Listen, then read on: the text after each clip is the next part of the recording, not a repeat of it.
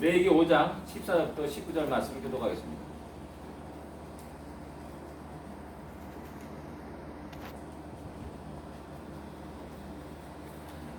찾았으면 교독하겠습니다.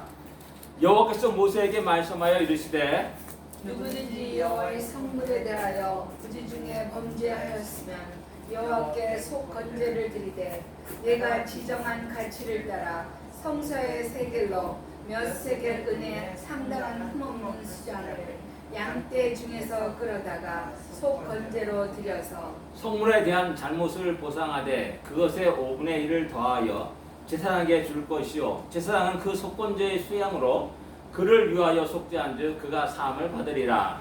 만일 누구든지 여호와의 계명 중 하나를 부지 중에 범하여도 허물이라 벌을 당할 것이니 그는 내가 지정한 가치대로 양떼 중 흠없는 수양을 속건제물로 제사장에게로 가져갈 것이요 제사장은 그가 부지 중에 범죄한 허물을 위하여 속죄한즉 그가 사함을 받으리라. 이는 속건제니 그가 여호와 앞에 참으로 잘못을 저질렀습니다. 아멘. 자, 5대 제사 우리가 번제, 소제, 화목제, 속제제, 속건제입니다. 그래서 전에 계속 반복된 말씀드리지만은 제사 드리는 방법에 따라서 불로 드리는 화제가 있고 또 전제가 있고 구워 드리는 전제가 있고 그 다음에 높이 들어 드리는 거제가 있고요. 또 이렇게 허리에 이렇게 드리는 요제가 있습니다. 오늘 5번째 속건제입니다. 속건제. 우리가 속건제 하면 잘 이렇게 모르죠, 사실. 그리고 성경에는 그렇게 많이 기록되어 있지 않습니다. 아마 대표적인 게 이제 나실인이 부정해가지고 나실인의 그 서약이 이제 파기됐을 때 다시 그걸 회복하기 위해서 속건제를 드리라라고 이제 민수기 6장 12절에 이렇게 말씀합니다. 또 레위기 14장에는 문둥병자가 이제 정결하게 되었어요. 그걸 갖다 제사장에 가서 이제 확인을 받는 겁니다. 그럴 때 정결 예식 가운데 하나가 뭐냐면 속건제를 드리는 겁니다. 그래서 속건제의 피를 갖다가 그 제사 드리는 제물 드리는 그 사람의 오른쪽 뒷부리와 또 오른쪽 손가락, 엄지 손가락, 손톱에 그리고 오른쪽 엄지 발가락에 이제 바르라라고 이렇게 명령하고 있습니다. 그래서 속건제를 드리다라고 이렇게 말씀합니다. 또 다른 구체적인 그 사건은 뭐냐면은 이제 법궤를 갖다 블레스 사람들에게 빼앗겼을 때 거기에 많은 재앙들이 일어나지 않습니까? 그래서 그때 이제 방백들이 야 이거 어떻게 되겠냐, 어떻게 되느냐 하고 이제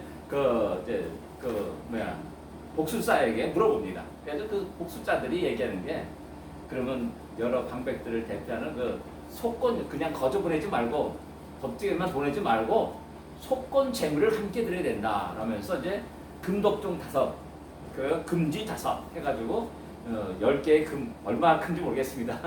얼마나 큰지 모르겠죠. 금값이 뭐 천정부치로 막 올라가는데 그것을 함께 드려서 이렇게 보내라 하면서 그것을 갖다 속건 재물이라고 그들이 표현하는 것을 이렇게 보게 됩니다. 그러니까 그 외에는 그렇게 뭐 크게 어떤 그 사건 속에서 뭐 속건 재물을 드렸다 뭐 그런 것은 꽤 많이 나타나고 있지 않아요. 그래서 우리가 잘 모르는 것이 이제 속건제라 이렇게 할 수가 있습니다. 많이 기록되지 않았다고 해서 중요하지 않은 것이 결코 아니라는 사실입니다. 이게 대표적인 말씀이 내 이웃을 내 몸같이 사랑하라는 말씀이라고 할 수 있습니다. 내 이웃을 내 몸같이 사랑하라는 거 다 잘하고 있지 않습니까? 그래서 성경에 많이 기록된다고 생각하는데 그게 아니라 레위기 19장 18절에만 딱 나옵니다. 참 거기 우리가 그 읽다가 레위기 읽다가 그냥 휙 지나갈 수 있는 말씀인데 우리 주님은 그 말씀을 인용해서 제일 큰 계명이 무엇입니까? 라는 그 질문에 답하면서 먼저 몸과 마음과 뜻을 다하여 목숨을 다하여 주 너희 하나님 사랑하라는 것과 그다음에 둘째는 이것이니 하면서 내 이웃을 내 몸까지 사랑하라 라는 이것이다 하면서 그 말씀을 하고 있음을 보게 됩니다. 그래서 그 말씀이 굉장히 중요한 말씀이구나 생각했는데 보니까 레위기 19장 18절에 딱 한 절 딱 나오는 겁니다. 그냥 우리가 휙 지나갈 수 있는 말씀이죠. 너무나 중요한 말씀이지만 어떻게 보면 감춰진 중요한 말씀이라 할 수가 있습니다. 어쩌면 오늘 속건제도 그와 같은 비슷한 성격을 가지고 있다라고 말할 수가 있습니다. 많이 나오지 않지만은 그러나 우리가 소홀히 다룰 수 없는 제사라고 할 수가 있습니다. 그래서 거기에 하나님 놀란 은혜가 있다는 사실을 우리는 오늘 말씀을 통해서 다시 한번 돌아보기를 원합니다. 이 속건제는 히브리어에서 아쌈이라는 그런 단어를 사용합니다. 이 단어는 위반하다, 또 보상하다, 범죄를 저지르다라는 이 단어에서 파생된 단어입니다. 영어 성경에 이것을 갖다가 대체로 이제 길트 오퍼링이라 이렇게 번역을 했습니다.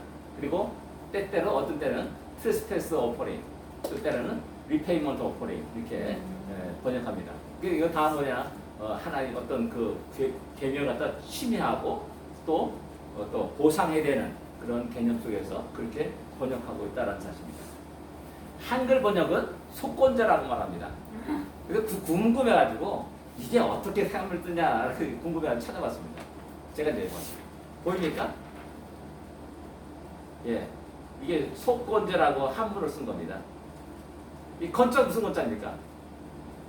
건자가 처음 보는 건자죠. 처음 보는 글씨죠. 이게 건자인지 뭐 행자인지 모를 정도로 그렇습니다. 아주 건자가 아주 독특합니다. 행할 행자에다가 가운데 물수변이 있습니다. 그리고 밑에 마음심이 있습니다. 행하고 마음이 갖고 있는 것이 물을 흐르듯이 막 변하는 겁니다.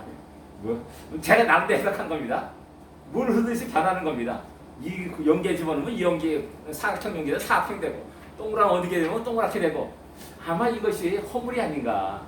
기준이 없는 거야. 물처럼 막 그냥 제멋대로 살아가는 겁니다. 난 제 나름대로 해석인 겁니다. 속건제. 이게 이제 허물건자입니다. 허물건자. 허물건자.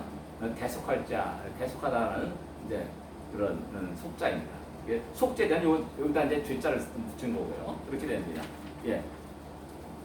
어떻게 보면 이제 우리의 허물을 이제 면제받는 제사다라는 이게 개념을 갖고 있습니다. 이래도 우리는 속건제가 그려지지 않는다는 겁니다. 그죠? 어떤 뜬구름 잡는 같은 그런 모습을 이렇게 보게 됩니다. 그래서 구체적으로 우리가 이 속건제를 갖다 속건제 안에서 은혜를 어떻게 받을 것인가, 또 속건제를 어떻게 우리 사람들이 적용할 것인가, 라는 그 문제에 대해서 우리가 어떻게 할 것인가, 하우를 갖다 못하는 거야. 하우 어떻게 할 것인가를 갖다가 우리가 못하는 거죠. 우리 한국 사람들의 신앙생활의 가장 큰 약점이 뭐냐? 잘 믿어야 됩니다. 얘기하죠. 잘 믿어야 됩니다. 어떻게 됩니까? 잘 해야 됩니다. 어떻게 됩니까? 열심히 해야 됩니다. 근데 어느 게 잘 믿는 건지, 어떻게 하는 것이 잘 행하는 건지를 그 다음 두 번째 생각하지 않는 겁니다. 아마도 속건제도 비슷한 것이라 할 수가 있습니다. 젊을 때 우리가 생각할 수 있는 것은 속건제를 드려야 할 때가 언제냐라는 겁니다. 이제 레위 5장 15절 본문 말씀에 어떻게 됩니까? 여호와의 성물에 대해서 부지 중에 범죄하였을 때 속건제를 드리라라고 말합니다. 여호와의 성물에 대해서 부지 중에 범죄하면 어떤 것이겠습니까? 가장 중요한 것은 뭐냐면 하나님께 드리는 것, 또 여호와의 성전에서 그 사용되는 모든 기구들은 거룩한 기구를 성물이라고 말합니다. 근데 어떻게 실수를 해서 잘못해가지고 그 성물이 부정한 것이 되어버립니다. 내가 부정한 자로서 내가 부정한 거 만지면은 부정하게 옮겨지지 않습니까? 그럴 때 이제 성물에 대해서 범죄를 한 거다 이렇게 말할 수가 있는 겁니다. 그래서 아마 그때도 그때 이제 속건제를 드리라라고 이렇게 명령하고 있습니다. 레위기 5장 17절에도 이렇게 여호와의 계명 중 하나를 부지 중에 범하였을 때 속건제를 드리라고 이렇게 말씀합니다. 15절과 17절에 공인하게 공통되게 들어가는 말이 뭐냐면 부지 중에라는 말입니다. 부지 중에. 알지 못한 사이에 저지른 죄입니다. 알지 못한 사이에. 이런 게 어떤 겁니까? 제일 먼저 진짜 말 그대로 알지 못하게 저지른 경우 이렇게 말할 수가 있습니다. 그래서 알지 못하기 때문에 그냥 모르고 그냥 그 죄를 반복해야 하는 겁니다. 반복해서 계속 가는 겁니다. 무지의 죄라고 말할 수 있어요. 무지의 죄. 어떻게 보면 영적인 무지.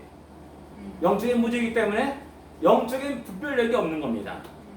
그래서 이게 옳은지도 모르고 그른지도 모르고 그냥 그 죄를 그냥 하루하루 반복해서 짓게 되는 것이죠.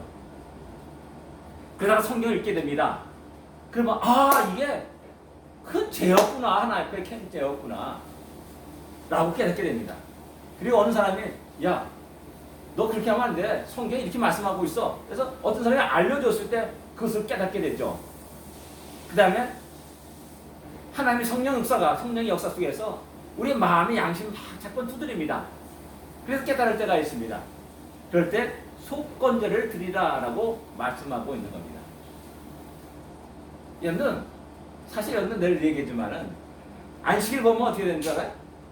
구약성경의 사형죄예요. 그게 사형죄. 근데 이거 갖다가 우리가 아무 의식 없이 그냥 가볍게 취급하는 겁니다. 이런 것이 우리의 어떤 큰 부지중에 짓는 죄라 이렇게 말할 수가 있는 겁니다. 다른 한편에서는 이렇게 모르고 부지중에 짓는 죄가 있지만은 다른 한편에는 그 죄가 일반화되었습니다. 그래서 죄를 죄로 여기지 않는 경우가 있습니다. 그리고 그 죄가 내 삶의 습관화됐습니다. 그리고 그 죄가 이 사회의 문화와 전통이 되어버린 겁니다. 그래서 죄를 죄로 여기지 않습니다. 저희 어렸을 때 그랬습니다. 어렸을 때 우리 뒷동산에 올라갈 때마다 그 고갯벌이 있는데 그 고갯벌 올라가면서 뭘 하냐면은 돌멩이 하나 집어가 던진 적이 있습니다. 그래서 거기에는 돌멩이 무더기 이렇게 쌓여 있었죠. 보통 우리가 성황당이라 하지 않습니까? 뭐 그런 행위에 대해서 우리 전통이니까 뭐 수십 년 해왔으니까 너도 해고 나도 해고 우리 모든 마을 애들이 다 했으니까는 아무런 죄의식이 없는 겁니다. 장승도 마찬가지. 장승 우리나라 옛날에 뭐 60년 70년대 말로 마을 곳곳에 장승들이 있었습니다. 거기 뭐 때로는 거기다 뭐 재다 놓고 뭐 이렇게 뭐 절도 하기도 하고 커다란 나무 밑에 또 궁작궁작하면서 뭐 무당이 굿도 하기도 하고 또 절을 하기도 하고요. 우리나라 프로야구 처음에 시작할 때 무슨 장면이 뭐냐면은 돼지머리 놓고 제사를 드렸어요. 그 야구장에서 제사를 드렸어요. 그것이 우리나라 문화였어요. 전통이었고요. 거기 아마 거기에 크리스찬 야구 선수도 아마 어디 서가지고 같이 있었을 겁니다. 그거에 대해서 전혀 죄의식 같은 건 느끼지 않습니다. 바로 그런 경우를 알 수가 있습니다. 문화와 전통이 또 우리 자신들이 죄가 습관화됐기 때문에 또 그 죄가 일반화됐기 때문에 아무도 그 죄에 대해서 심각하게 생각하지 않는다라는 겁니다. 그런데 성경을 읽게 보면 그런 모든 것이 죄라고 규정하고 있고 또 하나님이 지극히 싫어하는 것이라 말하고 있고 그런 일로 인해서 하나님이 진노를 유발케 한다라고 말씀하고 있습니다. 이럴 때 우리는 갈등하게 됩니다. 과연 나는 나의 습관들 이런 문화를 바꿔버려야 되는가 떠나야 되는가 아니면 그대로 그냥 그 문화 속에서 같이 함께 먹으면서 계속 이 삶을 살아갈 것인가라는 이 둘 중에 하나를 선택할 수밖에 없는 겁니다. 어떤 선택을 우리는 하겠습니까? 우리의 삶의 일부라고 해서 우리의 문화와 전통이라고 해서 그대로 지금까지 해왔던 것을 그대로 계속 반복해 나갈 것이냐는 겁니다. 구약에도 그렇지 않습니까? 산당에서 제사를 드렸다. 바알과 아세를 섬겼다. 라는 것이 분명히 성경은 우상 숭배라는 것을 분명히 이야기하고 있고 또 그것에 대해서 하나님 무서운 진노를 바라고 계신다는 사실을 성경은 계속 일관되게 변함없이 이야기합니다. 근데 그걸 떠나지 못하는 겁니다. 백성들이. 자기의 문화가 됐으니까 전통이 됐고 습관이 됐기 때문에 그런 겁니다. 우리의 삶 속에도 그런 부분들이 굉장히 많이 있다는 사실을 우리는 알아야 됩니다. 그래서 저는 지난번에 늘 계속 반복되지만은 주의 말씀에 비춰봐가지고 우리 자신들을 돌아보지 않냐면은 우리는 여지없이 그 죄악 속에서 그냥 먹고 마시면서 살아가는 그런 일이 되게 됩니다. 아는데도 고치지 않는 것 이것은 고의적으로 하나님을 대적하는 것이게 되죠. 그래서 그대로 방치하게 되면 결국 우리 심령이 완악해지게 되고 화인 맞은 것처럼 된다는 뜻입니다. 그래서 깨닫는 순간에 즉시 속건제를 드릴 것을 우리에게 하나님은 명령하고 있다는 사실입니다. 또 다른 경우가 뭐냐면 6장 2절입니다. 6장 2절을 여러분들 다 같이 읽겠습니다. 6장 2절을 다 같이 읽겠습니다. 레위기 6장 2절입니다. 같이 읽겠습니다. 누군지 여호와께 신실하지 못하여 범죄하되 곧 이웃이 맡긴 물건이나 전당물을 속이거나 도둑질하거나 착취하고도 사실을 부인하거나 그 다음에 3절 4절을 쭉 보게 되면 남의 이런 물건을 줍고도 사실을 부인하고 거짓 맹세하여 이렇게 나오고 있습니다.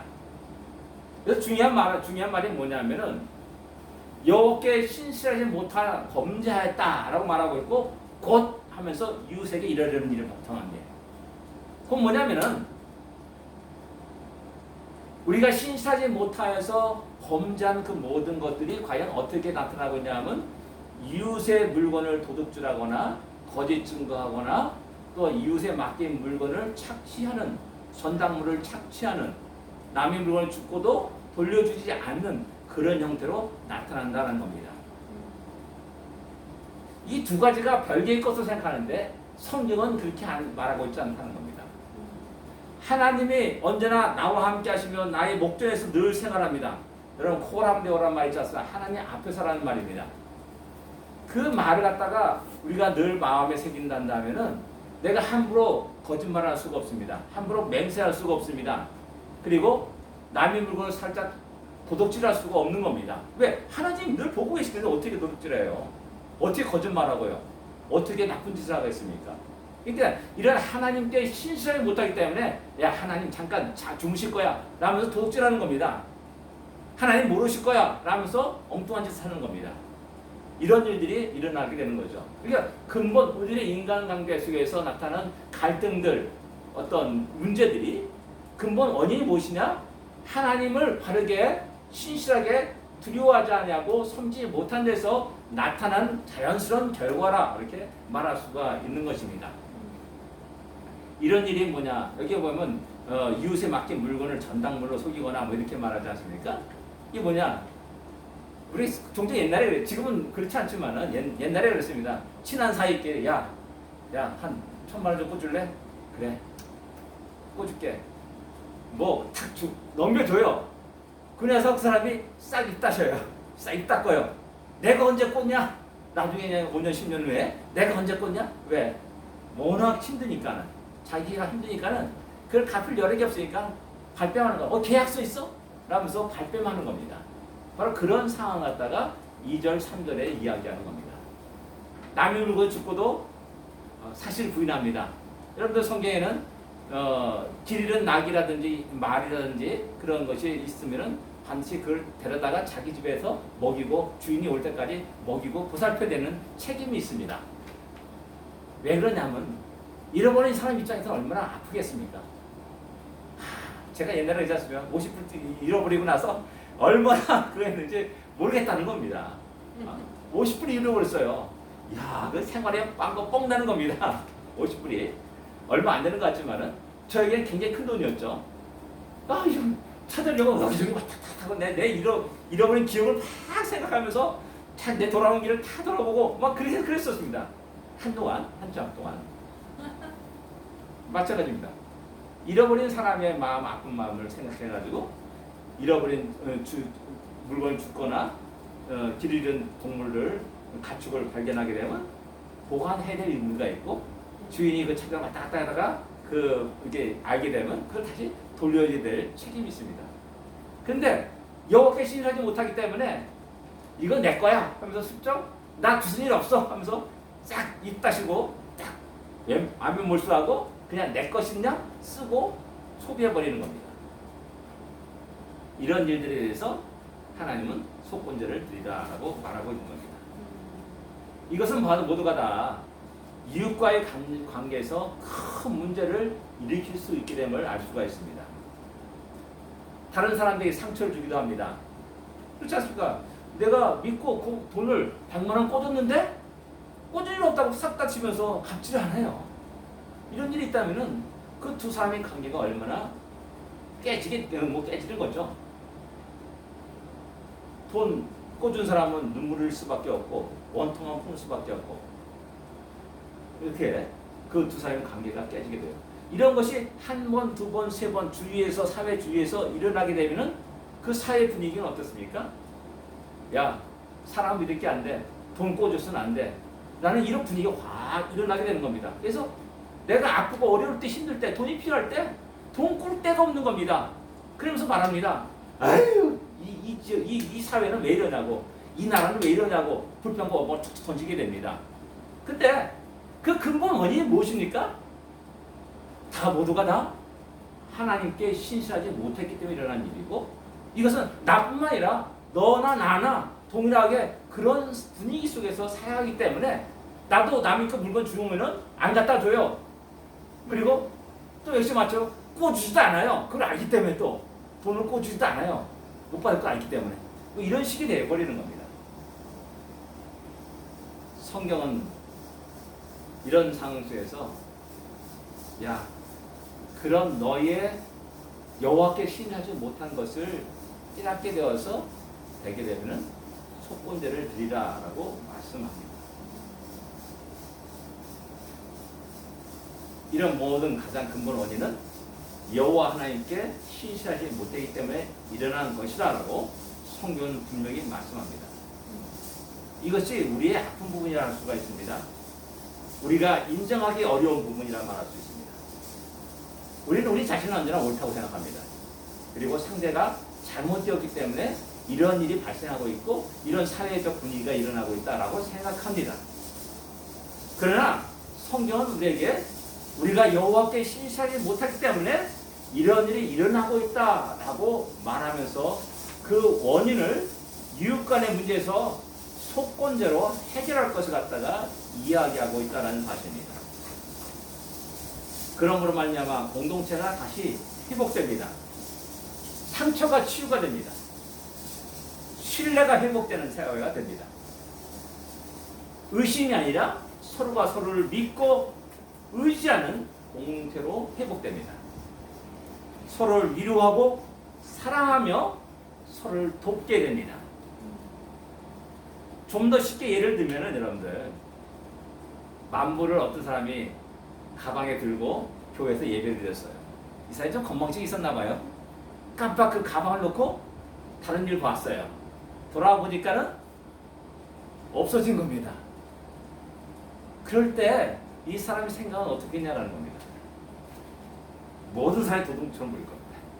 그죠? 근데 그 누군가가 그것을 주워가지고 잘 보관했다가 돌려준다면 얼마나 좋겠냐라는 겁니다. 근데 만물을 죽은 사람은 욕심이 생기는 겁니다. 와 이게 왜 너냐? 내가 지금 만물이 필요한데 만물이 딱 내 손에 들어왔네? 라면서 그 만물을 돌려주는 것을 주저하게 되죠.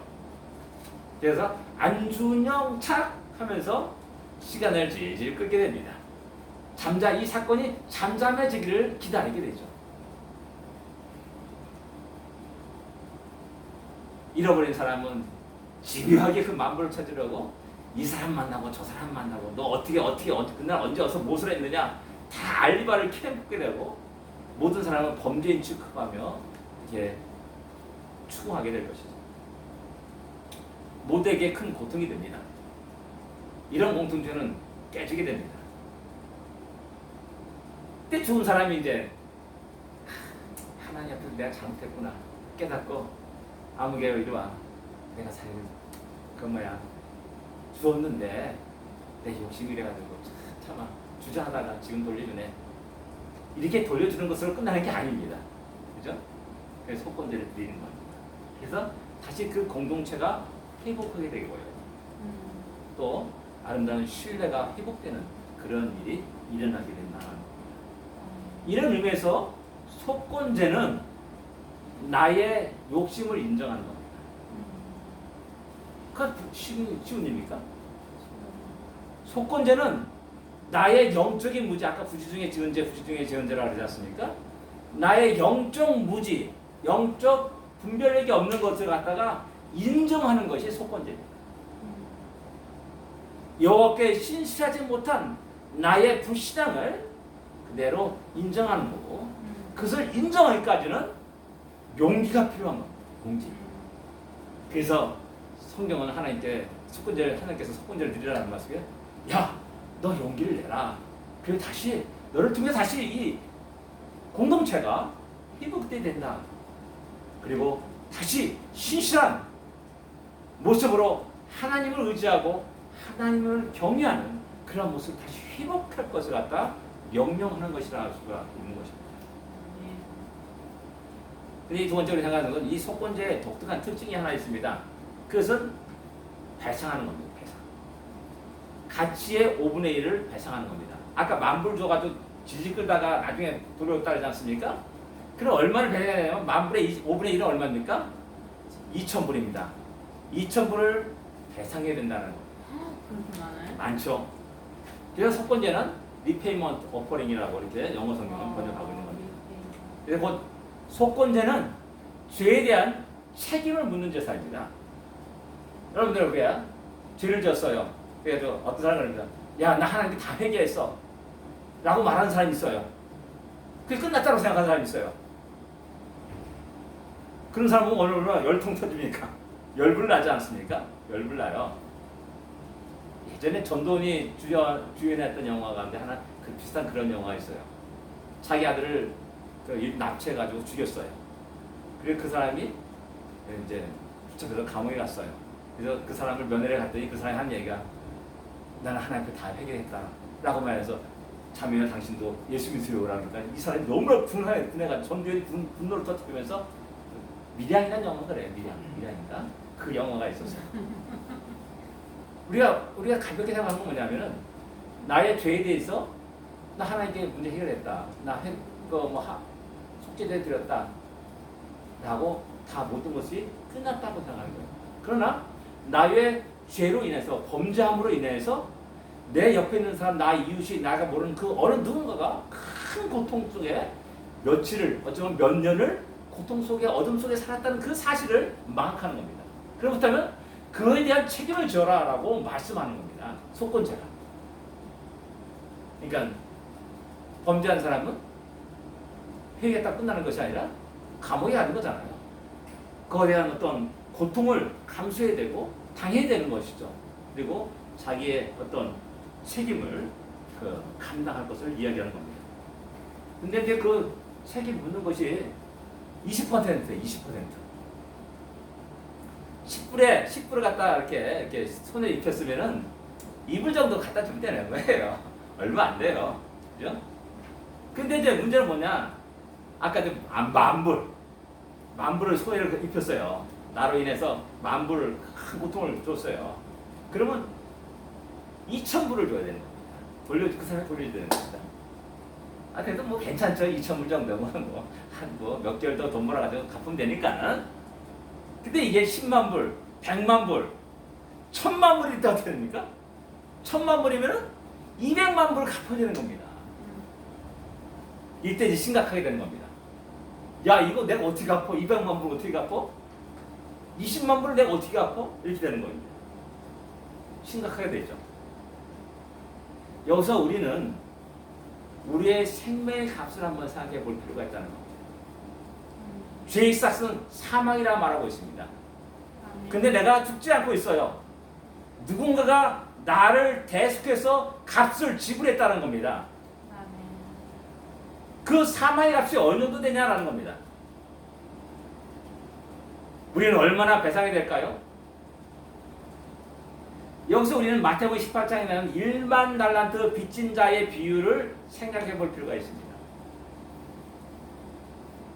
한 개인이 어떻게 1만 달란트 빚지게 되는지를 상상이 안 됩니다. 1만 달란트는 이 가격, 그 금액이 어느 정도의 금액이냐 하면은 실로 엄청난 금액인 겁니다. 자, 한 달란트가 6천 데나리온입니다. 한 데나리온이 일반 노동자, 성인 노동자가 하루 품삯인 겁니다. 그러니까 1만 달란트라 한다면은 내가 대충 계산해 보니까 6천만 데나리온 됩니다. 다 무덤 빼고 우리 하루 노동자가 받는 돈이 100불이라고 생각한다면은 100불 더 됐죠. 하루 8시간 일하면 최선도 얼마입니까? 100불이에요? 네. 100불이라고 생각하고요. 100불에 생각하면은 60억 불이 되는 금액입니다. 60억. 여러분 60불 내가 있으면 뭐 그냥 평생 놀고 먹어야 되는 겁니다. 이 정도의 빚을 탕감받았어요. 어떻게 이 사람이 이 정도의 빚을 졌는지는 상상할 수 없어요. 도저히 갚을 수 없는 그런 금액이죠. 그게 뭡니까? 내 생명이 가는 거예요. 내 생명. 우리 모든 한 사람 한 사람의 생명이 가는 거예요. 어떤 사람이야? 내가 여기에 1,000만 불 줄 테니까 너 생명 나한테 다. 그럼 그래 내가 가져 라고 말할 사람이 어딨냐라는 겁니다. 없잖아요. 나의 생명 하나밖에 없는 생명은 너무나 소중한 그런 가치를 가지고 있는 겁니다. 돈으로 따질 수 없는 가치를 가지고 있는 것이 우리의 각자의 한 생명입니다. 도저히 그 생명의 빚을 갚을 길이 없습니다. 근데 우리 주님이 그 것을 갚아주셨다는 사실을 성경은 우리에게 말씀합니다. 아멘. 그럼 우리가 예수 믿고 공부했다라고 말하지 않습니까? 그리고 구원이란 단어와 구속이란 단어를 갖다가 말합니다. 이 두 단어의 차이를 여러분들 잘 알아야 됩니다. 구원을 받았다는 것은 그냥 건지를 받았다는 위기상황에서 건지를 받았다는 것을 말하는 겁니다. 근데 구속이라는 말은 나를 건지기 위해서 그 누군가가 그 값을 지불했다라고 말하는 겁니다. 그 뭐냐면 주님이 나를 구원하기 위해서 당신 대신 자신이 죽으신 겁니다. 아멘. 그 죽으신 대가로 내가 생명을 얻었다라고 말했을 때 그럴 때 이제 구속이라는 단어를 쓰게 되는 겁니다. 그건 뭐냐면 우리 주님이 나를 위해서 속건 제물이 되어 주셨다는 것을 성경은 우리에게 말하면서 이 속건 제물에 대해서 이야기하고 있는 겁니다. 아멘. 그 사실이 이사야서 53장 10절에 아주 정확하게 나타나고 있습니다. 그의 영혼을 속건 제물로 드리게 이르면 하면서 속건 제물로 드렸음을 갖다가 우리에게 말씀하고 있습니다. 아멘. 그것을 우리가 그 속건 제물로 인해서 구속받았다라고 말하고 있는 겁니다. 아멘. 일반 달란트의 탕감을 받았다라고 말하는 겁니다. 아멘. 내가 할 수 없는 일이었습니다. 도저히 백날 죽었다 깨어나도 할 수 없는 일인데 그냥 주의 은혜로 내가 그 놀라운 은혜를 입었다는 사실을 말씀하고 있습니다. 아멘. 내가 얼마나 소중한 존재인지를 다시 한번 이 속건제를 통해서 이 속건제를 통해서 깨달을 필요가 있습니다. 아멘. 주님, 내가 무엇이간데 그 놀라운 사랑을 나에게 쏟아 부으시나이까? 내가 무엇이간데 당신의 생명을 나를 위해서 던지시나이까? 라고 우리는 통곡할 수 있어야 되고 그 은혜를 찬양하며 영원토록 변함없이 신실한 믿음을 가지고 나의 앞으로 인생을 주께 드려야 된다는 사실을 우린 기억해야 됩니다. 아멘. 이런 놀라운 은혜가 속건제물, 속건제 안에 있음을 깨닫고 주여. 영원토록 주를 찬양하며 영원토록 주께 감사하며 영원토록 주께 영광을 돌리는 우리의 삶이 되기를 원합니다. 아멘. 기도드리겠습니다. 우리는 주시 중에 주의 말씀을 주의 계명을 범할 때가 많습니다. 우리의 영적 무지가 얼마나 심각한지를 깨달아야 됩니다. 그래서 다시 한번 이 시간 하나님 우리가 영적으로 무지한